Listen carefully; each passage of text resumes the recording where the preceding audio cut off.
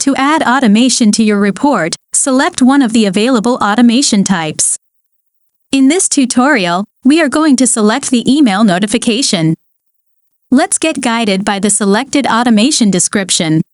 In this case, we set the trigger, Report Item Trendline Slope Change.